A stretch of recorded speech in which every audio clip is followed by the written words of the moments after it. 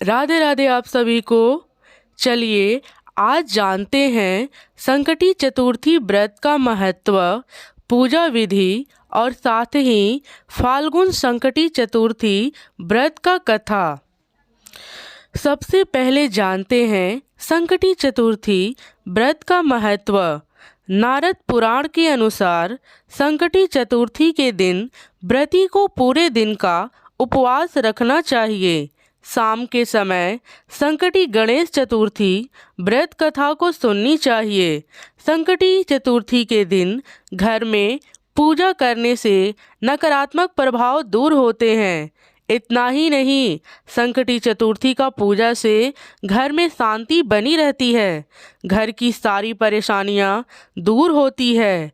गणेश जी भक्तों की हर मनोकामना पूर्ण करते हैं।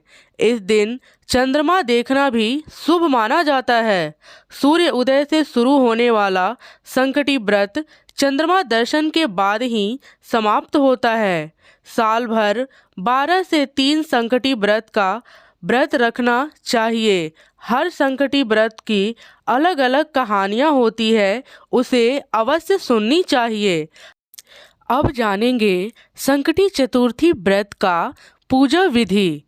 गणेश संकटी चतुर्थी के दिन प्रातःकाल स्नान आदि करके व्रत का संकल्प लें। स्नान के बाद गणेश जी की पूजा आराधना करें। गणेश जी के मंत्र का उच्चारण करें, पूजा की तैयारी करें और गणेश जी को उनकी पसंदीदा चीज़ें जैसे मोदक, लड्डू और दुर्भ घास चढ़ाएं। गणेश मंत्रों का जाप करें और श्री गणेश चालीसा का पाठ करें। साथ ही कथा सुने और आरती करें। शाम को चंद्र उदय के बाद पूजा की जाती है। अगर बादल के चलते चंद्रमा नहीं दिखाई देता है तो पंचांग के हिसाब से चंद्र उदय के समय में पूजा कर ले और अर्घ दें।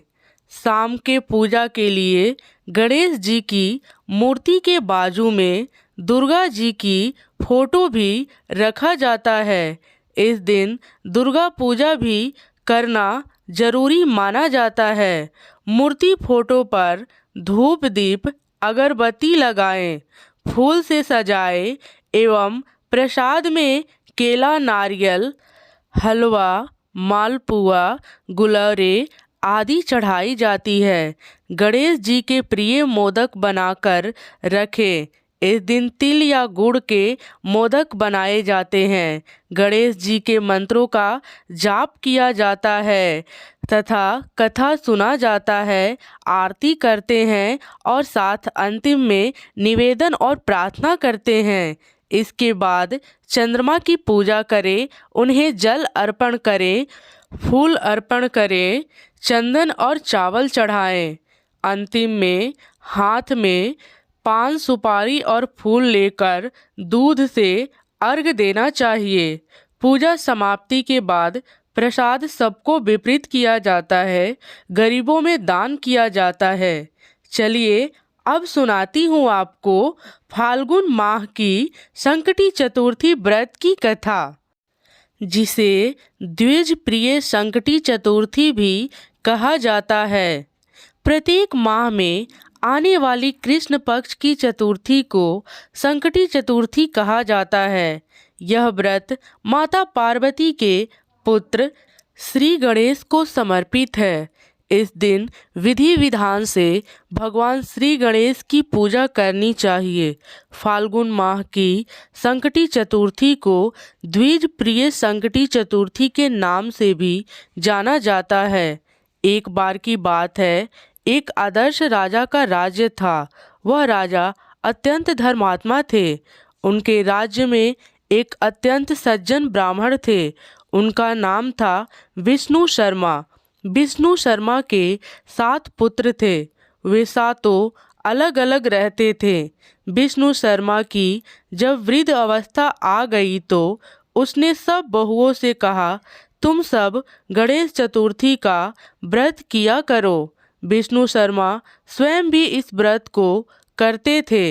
आयु हो जाने पर यह दायित्व वह अपने बहुओं को सौंपना चाहते थे। जब उन्होंने बहुओं से इस व्रत के लिए कहा तो बहुओं ने आज्ञा न मानकर उनका अपमान कर दिया। अंत में धर्मनिष्ठ छोटी बहू ने ससुर की बात मान ली।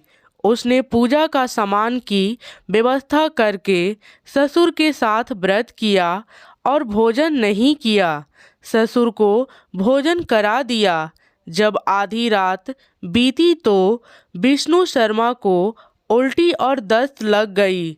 छोटी बहू ने मल मूत्र से खराब हुए कपड़ों को साफ करके ससुर के शरीर को धोया और पोंछा। पूरी रात बिना कुछ खाए पिए जगती रही। व्रत के दौरान रात्रि में चंद्र उदय पर स्नान कर फिर से श्री गणेश की पूजा की, विधिवत पारण की और विपरीत स्थिति में भी अपना धैर्य नहीं खोया। पूजा और ससुर की सेवा दोनों श्रद्धा भाव से करती रही। गणेश जी ने उन दोनों पर अपनी कृपा की।